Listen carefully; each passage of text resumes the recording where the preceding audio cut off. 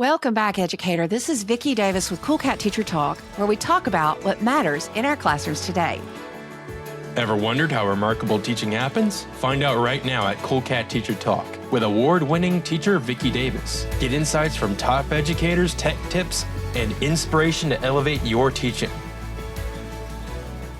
Today's show is special. I always like to open the show with a 10-minute news segment wherever I can, but I had to take a break for my son's wedding in the last week of school.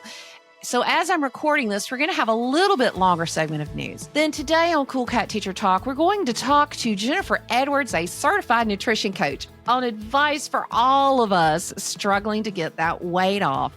Her advice is solid and customized especially for us educators.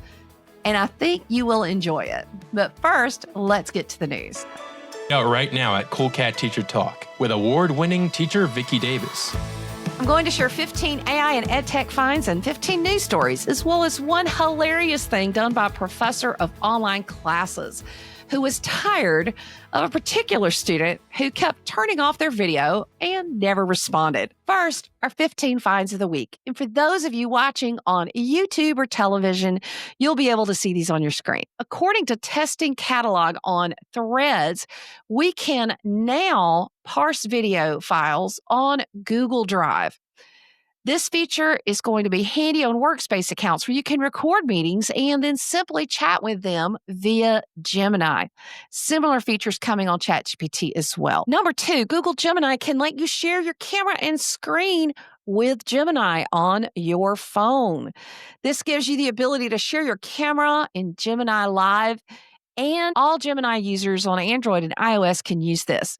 To get started, open the Gemini app on your mobile device, tap the camera or screen share icon, and start talking about anything you see. So examples of using this would be if you saw a pair of sneakers or furniture and you wanted to know information about it. We also need to try this with our books and texts in teaching, as it can have implications for students and their homework. Number 3, Perplexity Labs. Log into perplexity.ai, click the light bulb, and create a project. Recently ran a report on how our educators programming and using agents to teach, because agents are a goal of mine for this summer.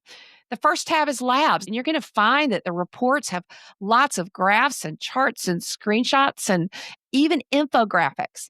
The Assets tab gives you all of the things that Perplexity created to give you that report. Sometimes it exports it to a table. Sometimes it even uses Python to sort those things. Then you've got the Task tab. This gives you the complete transparency we need as educators. It's got each individual prompt that it created, as well as each individual source for that prompt. And then finally, you have the Sources tab. Again, like everything in Perplexity, you can click Share and share that link. Perplexity is one of my go-to tools to teach my students how to search and find things on the internet. Number 4, Claude has 2 new models rolled out May 22nd, 2025. Claude Opus 4 is their deep and complex model. It takes longer to run, but it gives really powerful results. This is the tool I use for working on strategies and big picture things. Claude Sonnet 4 is their fast and quick AI tool. Which model is which? So Claude Sonnet is a lot like ChatGPT 4.0 and Gemini's Flash model. They're for quick queries. Claude Opus 4 is the deep and complex model, so it's more like ChatGPT's o3 model or Google Gemini's 2.5 Pro model. This brings up an important point. In my last week of school, I spent time teaching students how to evaluate and test AI models for different tasks. Many people think that all the models are the same, but they are not. Mathematicians and science teachers, you might prefer ChatGPT's O1 or O3 model for sure. Stay tuned for an upcoming show about how I teach this. Number 5, in my opinion, the best model for coders is Opus 4 from Claude. In this example, I have asked Claude to write a flight simulator where the icon is a stork. And it started drafting the program. Now, it may take a while to draft this program, but it will be a playable program right inside of Claude. These models change all the time, but right now, Opus 4 from Claude is truly incredible. You can write programs and execute them from within Claude. Here is the cool thing. Now, inside GitHub, VS Code, and JetBrains, coders can access Claude directly. This is a big deal, and it's an example of how AI models are being built into all the systems we currently use. Our classrooms are starting to see similar models where we have not only AI built in, but other tools like Conmigo. Number 6, analyzing data. If you have some non-confidential data, some programming, some technical manuals you need analyzed, Opus 4 has a massive upgrade. In this article from Amazon Web Services, they say that you can use Claude Opus 4 for analyzing technical documentation, planning software implementation, writing code, and iteratively refining the code while tracking requirements in architecture context through the process. They actually claim that they had an AI tool that actually programmed for 7 hours as it refined. It's a pretty big deal. Number 7, voice conversations are coming to your favorite apps and websites. This week, 11 Labs launched their multimodal conversation AI. So think of this like a chatbot, but one you talk to. So you're going to be able to talk to websites and tools. And this will lead to interesting ethical issues when voices start getting licensed to a variety of sites. Think about movies being launched where you actually talk to the star of the movie ahead of time about how to get movie tickets. But we have to be careful because some research is emerging about voice and how we think that voice is even more credible than typing with something. We're going to have some ethical issues with that as well. Number 8, captions for video. If you're doing anything with video, check out Captions. It has incredible tools to help you edit the video you've already made, turn it into shorts, and even more. While I'm using Opus Clips currently, I am giving Captions a try for my short form content. There are free options I'll be using with my students. Number 9, OpenArt.ai. I came across this cool tool. It'll take a photo and it'll turn it into a video. It'll do so much more with art. So you can actually have a photo. It'll change the facial expression. It'll create styles. It'll even help you create characters for your future creations in both photo and video. I have a student who draws, and she used ChatGPT to take her drawings and turn them into cartoon characters. This tool is even better as you can submit 4 images and then have it help you turn it into a full character. If you go to the site and click on the bottom left corner, there are these incredible tutorials, some of which I do plan on checking out for my classroom. If you're looking for some fun summer activities, this might be for you. Number 10, NotebookLM upgrades. The new NotebookLM mobile app is here. It allows you to have Google's NotebookLM on all your devices. You can listen to research summaries on your commute or podcast created off content to see if you want to share them with your class. If you did download this when this launched in early May, you want to download it again because on May 27th, a big update came because NotebookLM was crashing when large files were uploaded. Over 50 languages are now included in NotebookLM, and the mind maps feature got better. My students thanked me for teaching them about NotebookLM. They said it was really a lot of help as they were studying for finals and as they were drilling down for the things that they were struggling with, because it creates study guides, it creates quizzing. It's been established that in order to do well on a test, students who actually write out tests for themselves and test themselves do better. Well, now that's available to everyone. And I know colleges that are going to be recommending this to their students to sort of tutor them. And in addition, video overviews were announced as something that's going to be coming. It's going to convert your PDFs, documents, and content to video with a storytelling element. So the past 3 weeks have really given a lot of new features to NotebookLM, and it's moved from desktop only to something that you can use on just about any device. Number 11, Conmigo tools are available through Canvas. Conmigo from Khan Academy has been free for US-based teachers through Microsoft and has many tools built into it. This is one of those I will be retesting this summer because when I first tested Conmigo when it came out, I was not very impressed, but I know they worked on it a lot and a lot of teachers are talking about it. So this is one of those things that I'll be testing this summer. And now that it's built into your platforms, you know many of us will be using it. Conmigo, the AI tutor, is available for all educators in US-based higher education and in K-12. Number 12, the GenSpark AI browser is coming the week of June 19th. Well, what is GenSpark? It's a super agent that lets you have AI slides, AI sheets. It will download things for you from the web, and it'll even call for you.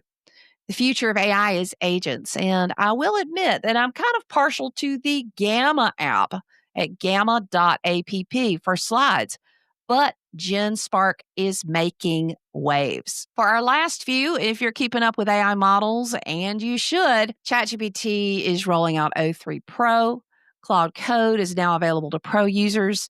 And it looks like OpenAI, which does ChatGPT, will be introducing meeting recording as they just rolled out connectors for Google Drive, Box, SharePoint, OneDrive, and Google Drive. We need to be careful with all that data, though. I'm not sure what they're going to do with having access to all that data.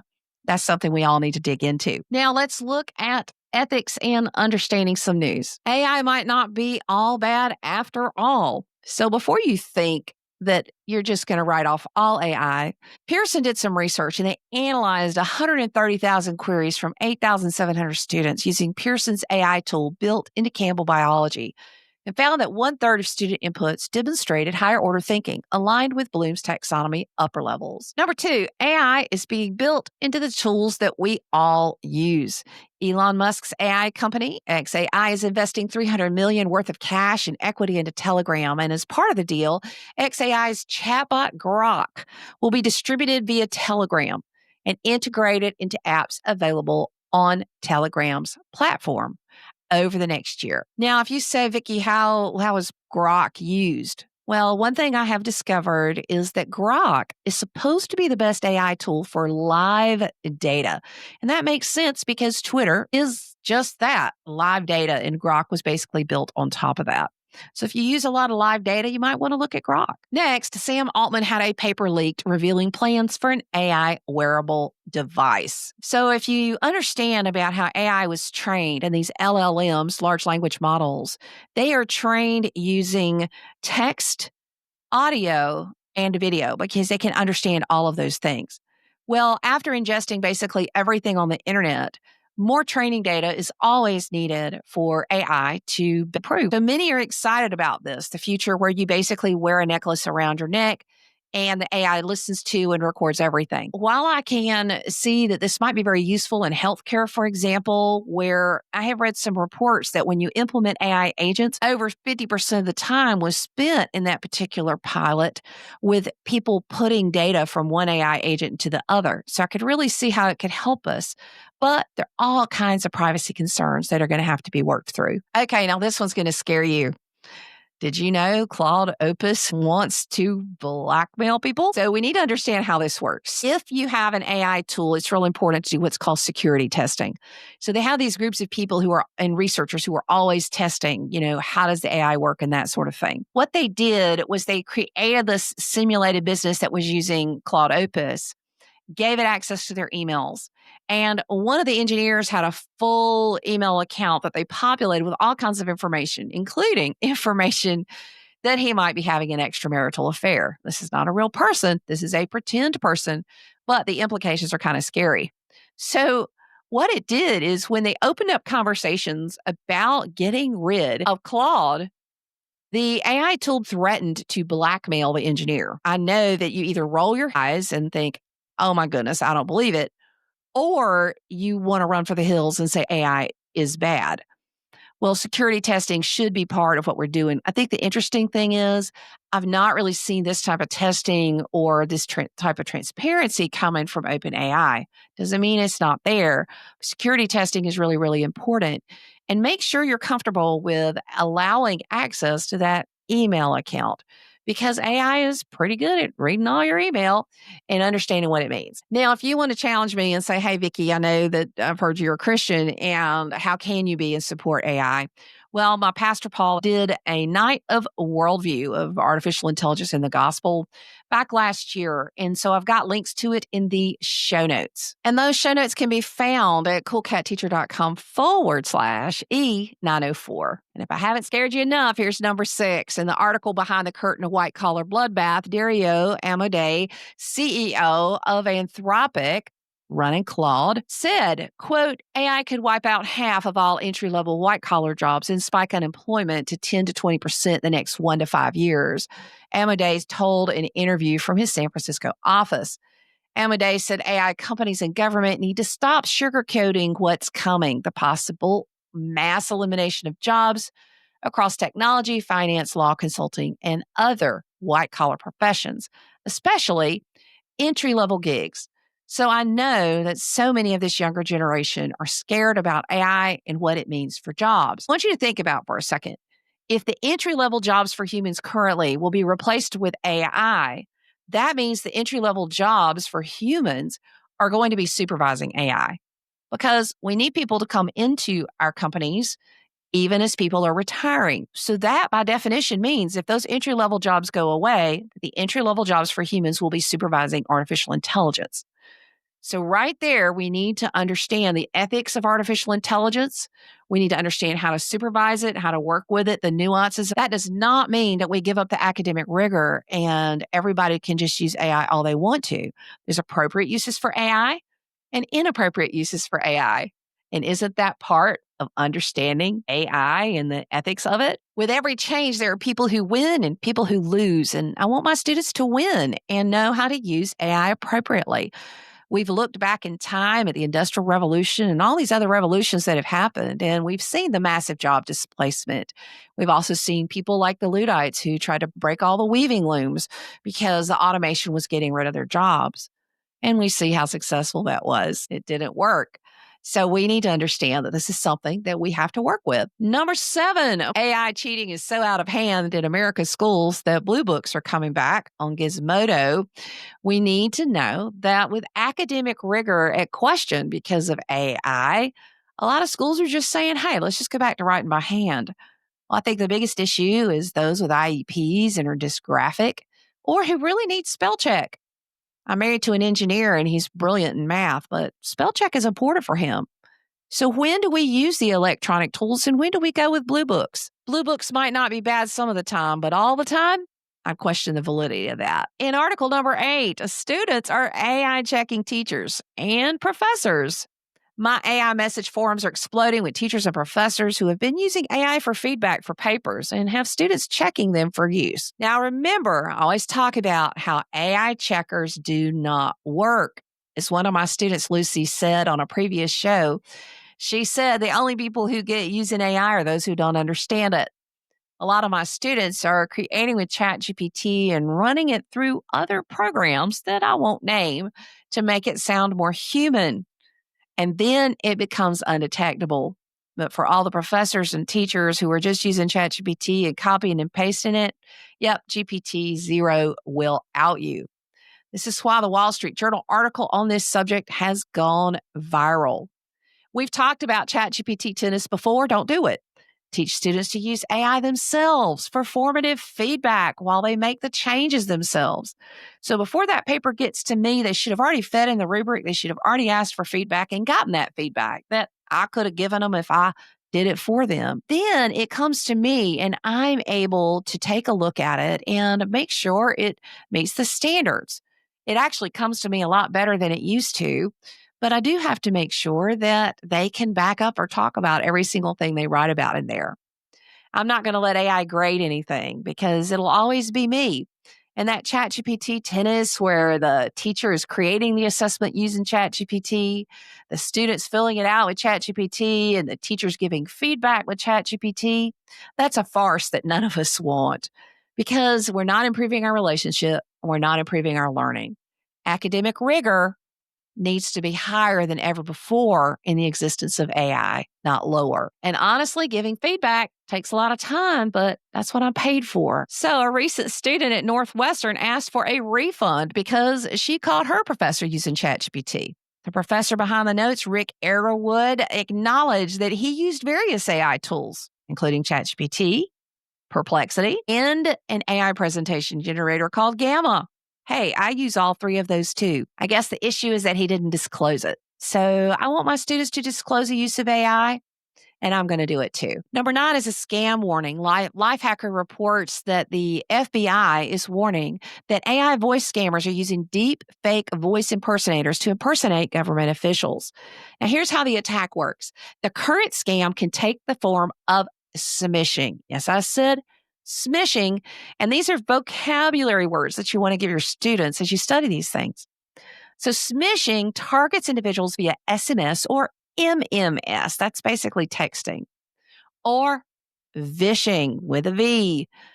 That uses voice memos. So, either way, bad actors are sending AI generated voice messages and texts that appear to be from senior U.S. government officials, even sounds like them.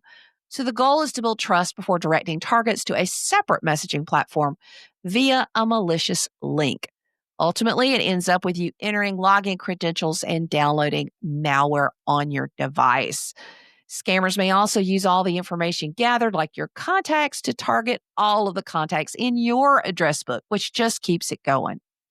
These scams can be very believable on some level thanks to voice cloning and generative AI tools that allow anyone to easily impersonate public figures. Remember, they can also spoof phone numbers, which means messages and smishing schemes appear to be from family, friends, or trusted contacts.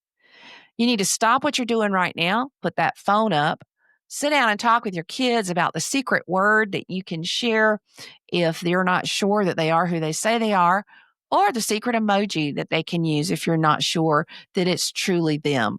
This is just part of being safe in the modern age. Number 10, this is another literacy one for students. Some video isn't deep fake, it's just plain old fake. So it's easy to complain about AI and all the problems we're having there, but fake is fake. In this Life Hacker article, much of the body cam footage showing supposed interactions between law enforcement and others, including a recent one supposedly of a judge getting a traffic ticket, is now shown to be faked. A lot of these are even filmed in parking lots. It seems you don't need deep fake in order to create fake videos. And with the money that comes with all these popular channels, many of them are raking in the dough. This is called rage bait cinema. It's video created to spark rage and resharing. So think twice before you reshare when you are enraged. Number 11, here's a warning for all you IT admins out there. Not all AI add-ons in Canva are good. I came across this warning from Alice Keeler about AI Music Maker in Canva, and when she clicked the link, it was going to take her to a malware site. This means we as IT administrators need to verify all the Canva add-ons and that they're not malware. But this points to a bigger problem. There's an increase in LOTS attacks. LOTS, or living off trusted services. These are tricky because they go through a trusted service like Canva or even pretend to be a DocuSign. So there's several things here that we can pull out. Number 1, be careful about all the add-ins on Canva. Check out the companies. 2, teach your teachers and your students that just because it's in Canva or DocuSign doesn't mean it's legitimate, and to be very, very careful. Number 12 is an AI gotcha moment. Fantasy author Lena McDonald, if you go to her chapter 3 of her newest book, she left in this text. I've rewritten the passage to align more with Jay Bree's style, which features more tension, gritty undertones, and raw emotional subjects beneath the supernatural elements. Who is Jay Bree, you ask? She's a best-selling romance fantasy author. Even though this paragraph has been removed from the book, screenshots continue circling on social media. In some ways, she may get more readers than other, but others are turning away from that particular author, saying that she's not writing the book herself. But there are some really good uses of generative AI. In this article from EdTech magazine, generative AI custom GPTs are being used to train education administrators on security incidents. So basically, they had 3 people program all these different incidents and the appropriate responses into the custom GPT. And then these scenarios are run and the people interact with the chatbot to say what they would do and get feedback for it. So they do appropriately license ChatGPT to be able to disseminate this particular chatbot training tool. This is a great example of the custom applications being built and trained using AI, and I expect that you'll see a lot more of those. Number 14, online security scams. The FBI says that online scams took in a record $16.6 billion last year, up 33% in 1 year, and they are more sophisticated. A recent report from Google shows that 60% of U.S. consumers see an increase in scams, with 1/3 experiencing a data breach.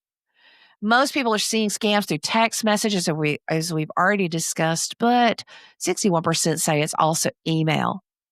80% of people think they can spot scams. But when I took my seniors through a phishing activity, phishing, to see if they could detect scams, they got less than half of them right. It wouldn't be a scam if they weren't tricking some people. So be careful. Now, here's one of the problems. So, over 60% of Gen X and baby boomers use passwords as our primary sign in method. Gen Z is using passkeys and social sign in. So, a social sign in is when you click on a site and it says, hey, do you want to sign in with Google or Facebook or some other social? And here's the thing, you want to either turn on two factor authentication or start signing in with your social account, but never reuse passwords. If you use the same password for your bank or Amazon account or social media, that's a big mistake. A lot of people do that because they can't remember. But the problem is, if it's easier for you to remember, it's much easier to be hacked. So we have to move to something else. Two-factor authentication is a good way to do that, or social sign-ins also help. Number 15 is a parenting tip. There's an article that I'll be sharing in the show notes that despite what many parents think, allowing teenagers to try alcohol at any age is harmful. So there's new research that's found that kids who have parents who, quote, let them drink under their supervision, those kids will drink more than kids who do not.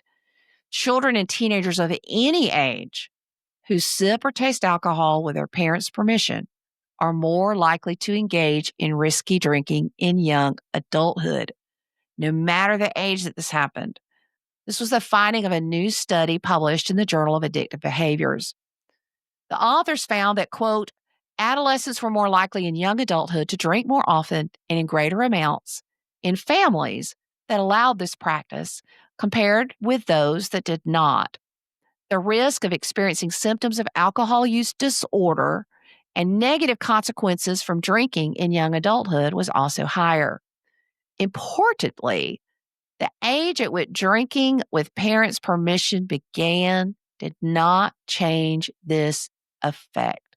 So, parents, if you supervise your kids to drink alcohol, then you're increasing their odds of alcoholism and risky behaviors. This is one of those that may not be popular with a lot of people, but it is very concerning. And many of us who've seen this over the years know that it's true.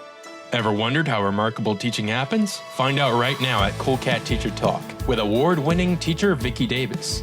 So let's talk about something funny. I know a professor who always had that one kid who just didn't respond on Zoom. And of course, this is at a college level. And so what happened was one time this kid did not respond. And so the professor put the student into a breakout room just to be funny. And yes, this is something the professor had been planning. They actually piped in the song All By Myself into that room. Well, in the hour and a half long class, that student basically stayed in that room, quote, all by himself, and didn't come back in the room until 1 minute left. The professor said, hey, you haven't been present or else you would have come back sooner. So other professors that I know are actually using this technique and sending students into breakout rooms who don't answer questions. And then when they come back, they know that they're there. We know sometimes people can step away or might not be right there at the computer, but you certainly are expected to respond even if your camera is off. Welcome back to Cool Cat Teacher Talk. This is Vicki Davis, where we talk about what matters in the classroom.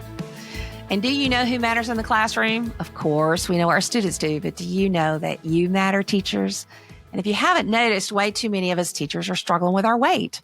And interestingly, I knew there was something I wasn't understanding when I trained and ran a half marathon to celebrate turning 50. It was still a great experience, but I could not lose the weight. Today's guest will help us with that. Take care of yourself. When you're an educator or parent, it is so hard to do. We're just so busy and we're taking care of so many people. If we're not taking care of kids, we're taking care of the animals. We're taking care of our parents or our sisters, our brothers. So many people we need to take care of. But how do we take care of ourselves? Jennifer Edwards is a certified nutrition coach and the founder of Body Balance Nutrition. Her specialty is helping women over 40. She has personal coaching, evidence-based strategies. That's all what she does. And she empowers everybody who works with her to have energy, confidence, and sustained relationship with food. Oh my goodness, we got so much to dig in there because I'm going to tell you, Jennifer, growing up, when I made a good grade, we went and got a blizzard. When the dog died, I went and got a blizzard. Whatever it was, I went and got a blizzard. So what did I do last night, first day of summer? I went and got a blizzard. And this is no advertisement or anything against Dairy Queen, but it's like, hey, how do we have that good relationship with food? Understand that. I love blizzards myself. So, how do we have a good relationship with food? We have to explore what the narrative that you have around food. I was raised on junk food too. I was not raised on a well balanced diet. We did sit down as a family to eat meals together, but during the day, Yeah. when we got home from school, it was all junk. When you look at food, it's the narrative that you have around it. Some people have traumatic experiences when they're a kid. And so they see food as a comfort. I work with women to kind of help explore that. And one-on-one coaching kind of helps to bring that out. And so you just kind of have to meet somebody where they are in their journey. I want to hear your story because this is not easy. And I know for me, I was raised eating around the table and eating good food, but my mom passed. I know exactly what a blizzard is to me.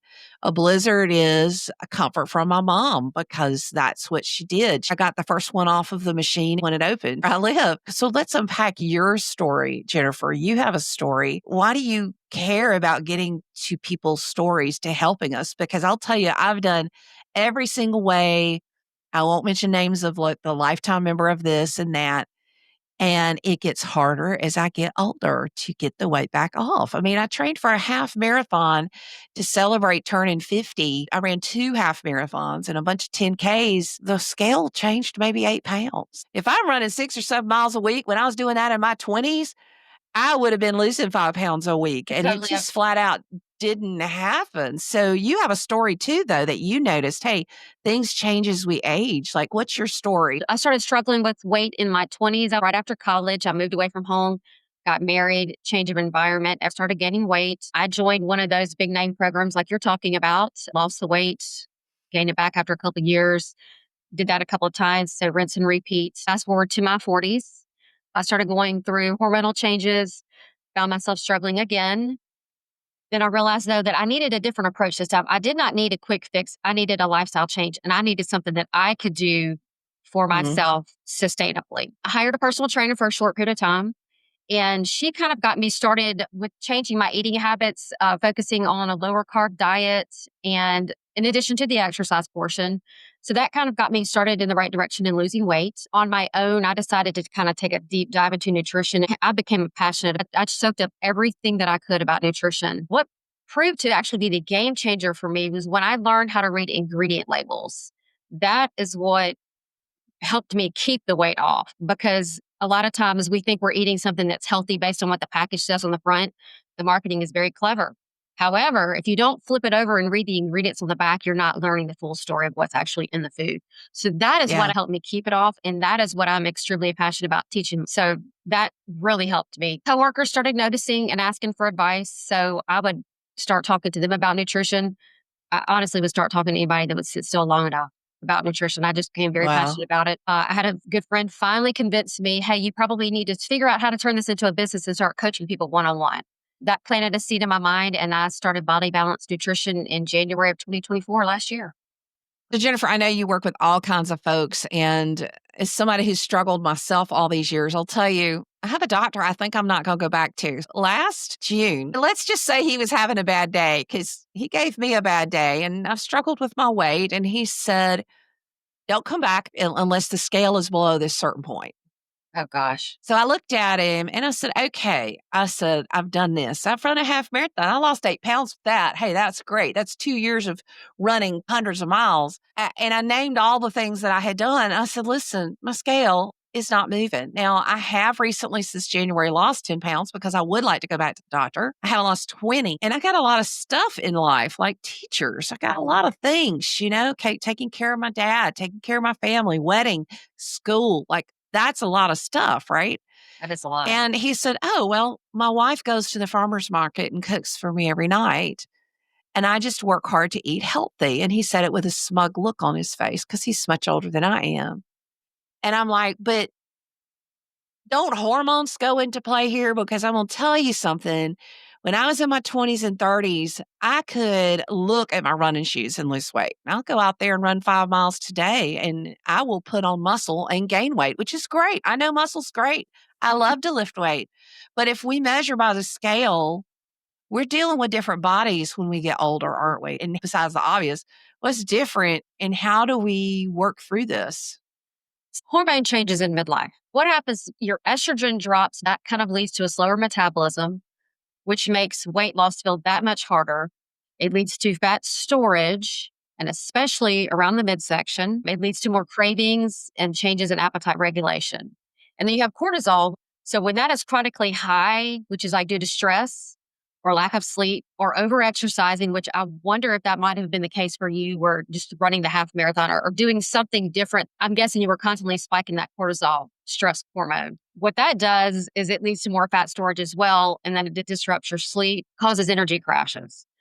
And then you Oh, have insulin. So insulin is the hormone that regulates your blood sugar, right? Over time, poor diet choices or too many of refined carbs or sugar can lead to insulin resistance, which then equals fat storage rather than fat burning. And then it leads to constant hunger and cravings for sugary, high carb foods and energy crashes throughout the day. All of those mm. things combined work against us as we age. So we have to figure out how to combat that. But the good news is you're not powerless. There are ways to change those things. So with the right eating habits, and this is where I come in, this is where I help women with the right eating habits. Hormones can be balanced naturally, and weight loss is still very much possible, even in midlife. But we have to figure out how to work with our hormones changes, not against them. We're going to have your information in the show notes. It's bodybalancenutritioncoach.com that people can reach out to you. What are our biggest mistakes that we're making? It sounds like me over exercise might be one of them because I'm either over exercising or not exercising at all because it flat out wears me out. So, what are some things that we can do? First thing I always ask, what kinds of things are you eating? Most of the time, women are not eating enough protein. So, I harp on protein so much. Everybody should get plenty of protein in each meal. That needs to be something that you prioritize. Protein in every meal, at least 30 grams. But we tend to instead overeat carbs while we're under eating the protein. So, and most people tend to gravitate towards the processed carbs, the ultra processed packaged foods. But instead, if they would prioritize protein and eat less carbs, but eat more whole nutrient dense food like vegetables, things like that are on the perimeter of the grocery store, things that God created for us to eat, things that grow in the ground, fruits, your vegetables, your meat, limited dairy, some cheeses, and things like that. But most people tend to not deal well with dairy. That's not a deal breaker. Number one. Cutting back on processed carbs. Number two, prioritizing the strength training. You said you do strength training. That is wonderful because as we age, that is paramount to hormone regulation because your muscles preserve your bones. They help to boost your metabolism. They help you sleep better. Prioritizing your strength training, aiming for at least 3 days a week of that. So those are Yeah. some good things that you can do. So do I have to keep running or can we walk? What do we do for that exercise? In my opinion, strength training is more important than cardio.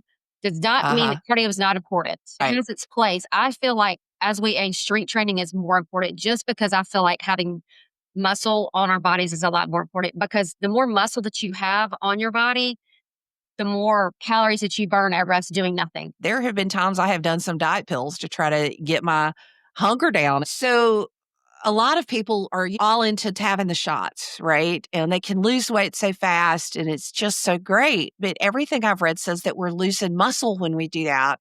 And that scares me because there's long-term consequences that you have when you lose muscle like that. Absolutely. Yes, I totally agree. As with any kind of diet, quote unquote, you're going to lose weight and that it includes the shots, but we don't know what the long-term side effects are. But the first thing that you're going to lose is water weight. The second thing you're going to lose is the muscle. What happens? Are you going to stay on the shots the rest of your life? Is that No. someone's long-term plan? How expensive is that? But we also don't know what the long-term side effects are because I have heard that it's caused stomach cramping and things like that. I feel like we're still way too new in the whole shot phenomenon to Well, really understand what it happens long term. I feel like there's going to probably end up being a lot of lawsuits out down the road. thing that steers me away is I have a direct family member and two other family members by blood who've got pancreatic cancer who were all three on one of those shots. And I'm not going to say a Oh, brand name. We're in the end stages with the third one right now. The other two have passed. And they oh, were some of the first people to get on the shot 8 to 9 years ago. And all three of them, none of them related by blood. I'm just saying it. pancreatic cancer. And Oh my God. nobody will talk about it. It's kind of like the thing that the doctors won't talk about because I'm like, okay, this is the third person that has gotten it. And the answer I've been given is that these were never intended for long-term solutions. I would agree. They were intended for short-term solutions under the care of a medical professional. And Mhm. now you've got people who are seen as a long-term solution and they're doing it at home. They're Yes. not qualified to handle side effects or anything. And Jennifer, it scares me. Like, I know that my weight is a problem, but I also know that when you take a drug, it has consequences. It Right. just does. Doing it the right way has got to be a better way. I keep feeling like, hey, there's something I'm missing. It sounds like the protein thing I'm missing. Because what were we taught in the big thing in the 80s, right? Count your calories. Count your Exactly. calories. That's not it, Exactly. is it? No, it's absolutely not. Not all calories are created equal. A 100-calorie Oreo pack or 100 calories of broccoli, your body doesn't process it the same way. They're not the same thing. Complete opposite ends of the spectrum, right? One grows in the ground. That's actually food that God provided for us to eat. The other was manufactured in a lab, and it's fake. It's fake food. It's Franken food. So, and your body's not going to process it the same way. If you don't recognize the ingredients on the back of the foods of the packages that you're eating, your body doesn't recognize it either, nor does it know what to do with it. So you're going to end up just Wow. storing that kind of food in your gut. And the gut is the second brain. If the gut doesn't know what to do with the food, it's just sitting there. Another thing I teach is the 80-20 rule. If Uh-huh. 80% of the time you ate whole, unprocessed foods, that while allowing for like the 20% flexibility. So as teachers, I know that you guys get a lot of treats from parents and students. If you go Yeah. by the 80-20 rule, that kind of relieves a little bit of guilt there. So if you but also keeping healthy snacks on hand at school can help a lot as well, so that you're not tempted to maybe fall for poor choices. But 80% of the time, if focusing on whole nutrient dense foods while allowing for 20% flexibility. Yeah. What are those healthy snacks?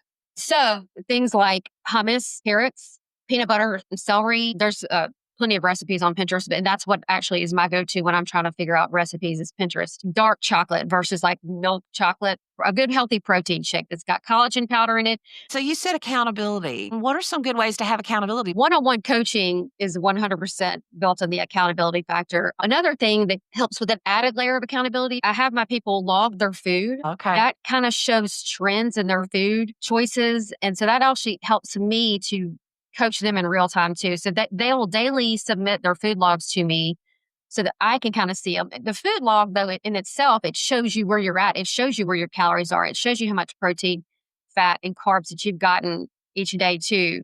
And so I'm looking for to make sure they reach those goals, but not exceed them. Because if you're overeating your carbs, then we can kind of point out, okay, see, that's one of the issues that we're having right there. But you want to make sure that you eat plenty of protein as well and plenty of healthy fats. Not all fats are created equal either. But you want to make sure that you're hitting, to me, what's most important is the protein marker, but then also the fat and the carbs. The calories to me are secondary because calories can be burned. It's making sure that you get those other markers in. So Yeah. the food log to me is a second, in my opinion, is a second layer added of accountability. And then the scale, we have weekly weight updates. And so that is kind of an additional layer of accountability. But when you know that you're going to be accountable to a human being, to a person, it creates behavioral changes. And so that can help move the needle even more. Yeah. So you talk about healthy fats. So I make some really good homemade sourdough bread. That's a recipe from my mom, and sourdough cinnamon rolls. And try to lay off the cinnamon rolls, but I do like the bread. And my husband came to me 3 months ago, and he said, "Okay, you're using canola oil on your sourdough bread, and I need you to test out some olive oil. Can we move to olive oil?" And so I found an olive oil that worked because I didn't want that olive taste. I found a really good light olive oil, and I swapped to olive oil for all my sourdough because my family, we don't buy bread. We eat my bread. And Okay. I do the old King Arthur fresh ground wheat. What did he know that I didn't know? Because we made the swap and it's been a good swap for us. But what had he been reading? Like, what's up with all these oils? Because they're really finding out some are really bad for us, aren't they? Yes. Seed oils. They are one of the most inflammatory things that we are in packaged foods, and they're in everything. And so that's where Mm. reading labels really comes in handy. There is a list called the hateful 8 seed Oh, oils: wow. canola, cottonseed, corn oil. Then there's sunflower, safflower, soybean oil, grapeseed oil, and then rice bran. one, But two. one of the things that you'll read on the back of packaged foods is vegetable oil. And vegetable oil is like a combination of like canola oil and some kind of other oil. You'll see that in parentheses on the back of a package. If you see the word vegetable oil or any of those oils that I just listed, you're going to want to stay away from it because those are highly inflammatory. Things Right. like seed oils, those stay in your system for a very long period of time. I think that the shelf life for staying in your body is like 6 months to a year. So that kind of stuff Oh, just sticks my. around. So you really want to make sure that you avoid that. But the healthier swap options is, like you said, the olive oil, preferably extra virgin olive oil. Coconut Yep. oil is another good swap. Avocado oil is a good swap. Real butter is a good swap. So instead of like margarine or like Crisco or something like that, you want to opt for the real butter. I have Love a it. nephew who does fresh eggs from the hen. He insists on doing it in butter.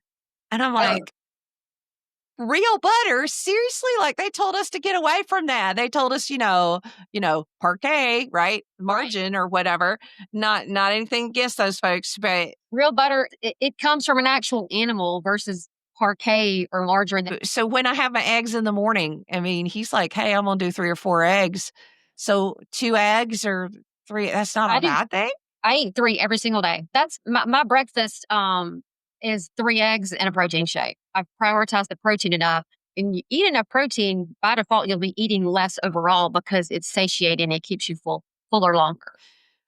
Well, the thing I like about this conversation is that it feels sustainable, that once you have taught somebody what to do and you have basically reprogrammed their habits and gotten to, okay, why are you eating? The only side effects are good because this is what we know about exercise.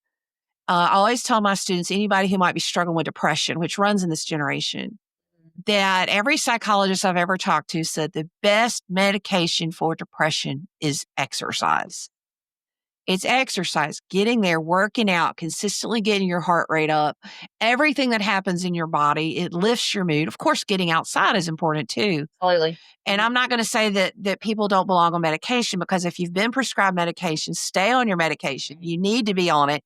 Do this under the care of a doctor, of course. For somebody like me, when I start getting down, getting outside, walking, working out, these are things that can help you live a whole, good, healthy life. Absolutely.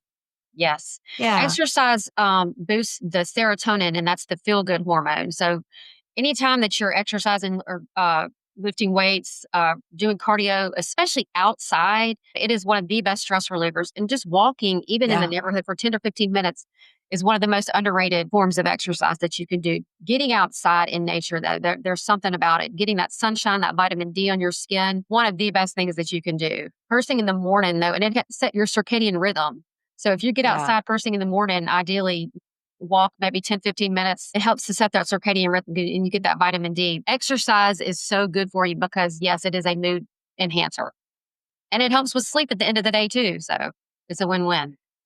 It does. So all of these are just incredible things. And it does give me hope, Yeah, that's great. because it can just be frustrating with so much going on. Oh, So as we finish this up, and we're going to give more information, it's bodybalancenutrition.com. It is hard to have time to think when you're a teacher. And I read just this year that we make more decisions than a brain surgeon does every year. Oh, God. And that there was a guy who was going around on social media, and he had a counter and he counted how many decisions he made. And it was like close to 600 by the end of the day, of how many questions and how many decisions that he had to make. And so we have all this decision fatigue. And, my biggest enemy, Jennifer, is over the summer, I can get on track. But then when I go back to school, I go back into survival mode because I'm so tired, I just can't think. So what's your advice to teachers like me who are like, hey, I know I need to do this. What do I do? Is it get our act together in the summer and get coached in the summer so we can make better decisions in the fall? Or what do Well, you tell somebody like me? that's definitely one way. If the summertime is when you have more time and you can sit there and focus on making life changes and things like that, that would be my advice for a teacher doesn't have to be this complicated thing. It just takes a little bit of planning. What I do is just kind of plan my meals out for the following week on Wednesday. And then I know this is going to sound lazy, but I create a grocery list and I do pickup every either Friday or Saturday. And I meal prep. I'll take a couple of hours on a Sunday and I'll meal prep all my food for the week, for my lunches and my snacks and my breakfast. So that way I've set myself up for success because I've planned ahead of time. Meal prepping sounds like it's this big, huge, gigantic thing, but it doesn't have to be that way. It just takes a little bit of planning. And teachers, I know that you guys are super organized. So this would just be one extra tiny little task that you can throw in there. Just a couple of hours on a Sunday helps. And having healthy snacks on hand is also another thing. But again, that goes back to the planning. So if you plan to have healthy meals on hand, that will help set you up for success. Parents and students will bring in the snacks. And so having something on hand might make it a little bit easier to resist the kinds of things that they bring in. The summer, when you have the time, if you feel like you want the one-on-one accountability and the coaching, reach out to somebody for sure. But the second thing I would recommend would be for sure the meal planning and the prepping. Okay, so they can reach out to you. How? I am on Facebook and Instagram under Body Balance Nutrition. My website is bodybalancenutritioncoach.com. And there is a button on the top of my website that says book a free consultation. It will send me an email directly, and I would love to reach out to you. In fact, anybody that hears this particular podcast, I'm offering a free coaching session to. So if you go to my website, go to the bodybalancenutritioncoach.com website, click on that book a free consultation button. It sends me an email, like I said, but mention in that email that you heard me on this podcast and that you're want to inquire about having a free coaching session. So Jennifer Edwards, certified nutrition coach, founder of Body Balance Nutrition. Your specialty is right where I am, helping women over 40 navigate all those hormonal changes and combat unwanted weight. What I always tell my students is when you have a struggle, you don't have to figure it out for yourself and learn from your own mistakes. You can learn from somebody else's mistakes. Let somebody who's an expert teach you. We're not designed to be experts in everything. This is a good timing for me, beginning of the summer, to realize that it was good to swap to olive oil. It is okay to have my eggs and butter. It's okay to have those 3 eggs. It's also a really good idea to book a coaching session with Jennifer Edwards at Body Balance Nutrition Coach. Ever wondered how remarkable teaching happens? Find out right now at Cool Cat Teacher Talk with award-winning teacher Vicki Davis. So today we've covered 15 AI and EdTech tools, 15 news stories, and a funny story about what a professor did to a student who just wouldn't respond during class on Zoom. And then we talked to Jennifer Edwards, certified nutrition coach. If you missed any of this show, check out the back episodes on YouTube or subscribe to Cool Cat Teacher Talk on your favorite podcast tool. And tune in every week on your favorite radio or TV station that hosts the show. So let's end with a little bit of encouragement. In the article, 5 Ways to Be Happier, the authors recommended that every 60 to 90 minutes, we need to take a break and do something non-productive or playful. I find it interesting that someone I admire, William Wilberforce, who had one of the greatest accomplishments in his lifetime of helping slavery become outlawed in the British Kingdom, he always had a Sabbath rest. In his book, Margin, Restoring Emotional, Physical, Financial, and Time Reserves to Overloaded Lives, Richard Swenson says, we must have some room to breathe. We need freedom to think and permission to heal. Our relationships are being starved to death by velocity. No one has the time to listen, let alone love. Our children lay wounded on the ground, run over by our high-speed good intentions. Is God now pro-exhaustion? Doesn't he lead people beside still waters anymore? Who plundered those wide-open spaces of the past? And how can we get them back? There are no fallow lands for our emotions to lie down and rest in, and we miss them more than we suspect. Another book that helped me is The Ruthless Elimination of Hurry by John Mark Comer, a book recommended by my pastor. It is not okay to rush. We need time to slow down. How long has it been since you've looked at the clouds or taken a walk or had a long talk with a friend?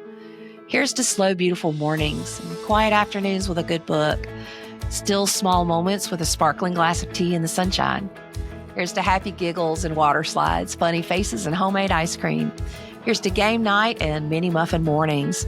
Let's hold hands and let's sit still. Let's take a moment to breathe. We all sure need it.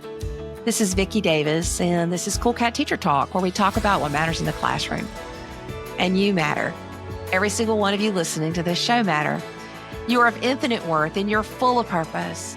May we slow down and catch a glimpse of who we're meant to be. You're the only person who can speak up for yourself. You do need to learn how to be assertive. You do need to learn how to do boundaries like I have learned. And my hope is if you are a first year or a second year teacher, or hey, if you're in college and learning how to do this, or if you're thinking about going into teaching, this can help you have a great career. It can be a long-term career that can be awesome. So I do hope you will subscribe to the podcast and the YouTube channel, or tune in to your local radio or TV station, wherever you listen to this show. But I want to end with some words from Henry Cloud and Boundaries, When to Say Yes and How to Say No, that great book that I think all of us teachers need to read. And he says that we need to know we have to let go of things we really aren't responsible for when, number one, trying harder isn't working. Number two, being nice out of fear isn't working. And number three, taking responsibility for others isn't working. You can't do it all. I know there are budget cuts. I know that things are hard for educators in so many places. But you know what? I'm going to be the kind of person that lifts the load. So if this show has meant something to you and it's lifted your load, I hope you'll share it with other people. And I hope you'll just hear my heart. You know, the best thing to be, this is another Henry Cloud thing, he has a different book called Integrity, is to be a whole integrated person and just share who you are and be your real self. But the thing is, I can show you all the technology in the world. But if you refuse to leave school, if you refuse to speak up for yourself, you are the only one who can do that. Listen to me 100 times, but you are the only one who can speak up for yourself. Please, please, do not be like me and wait this long to learn to speak up for yourself.